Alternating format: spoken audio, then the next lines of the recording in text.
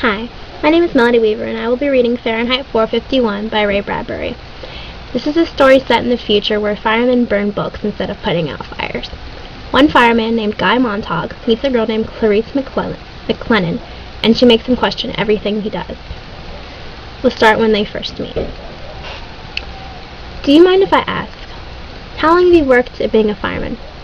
Since I was 20, 10 years ago. Do you ever read any of the books you burn? He laughed. That's against the law. Oh, of course. It's fine work. Monday burn Millay, Wednesday Whitman, Friday Faulkner. Burn 'em to ashes, then burn the ashes. That's our official slogan. They walked still further, and the girl said, Is it true that long ago firemen put fires out instead of going to start them? No.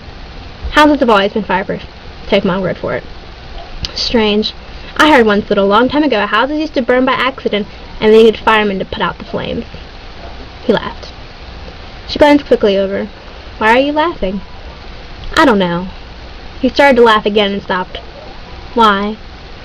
You laugh when I haven't been funny, and you answer right off. You never stop to think what I've asked you. He stopped walking. You are an odd one, he said, looking at her. Haven't you any respect? I don't mean to be insulting, it's just I love to watch people too much, I guess. Well, doesn't this mean anything to you? He tapped the numerals 451 stitched on his char-colored sleeve. Yes, she whispered. She increased her pace. Have you ever watched the jet cars racing on the boulevards down that way? You're changing the subject. I sometimes think drivers don't know what grass is, or flowers, because they never see them slowly, she said.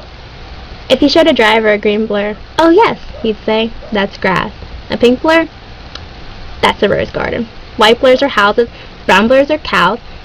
My uncle once drove slowly on a highway once. He drove 40 miles an hour and they jailed him for 2 days. Isn't that funny? And sad, too? You think too many things, Montague said uneasily. I rarely watch the parlor walls, or go to races or fun parks, so I have lots of time for crazy thoughts, I guess. Have you seen the 200-foot-long billboards in the country beyond town? Did you know that once billboards were only 20 feet long?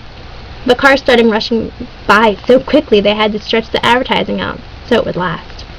I didn't know that, Montague said abruptly. Bet I know something else you don't. There's dew on the grass in the morning. He suddenly couldn't remember if he had known this or not, and it made him quite irritable. And if you look, she nodded at the sky, there's a man in the moon. He hadn't looked for a long time.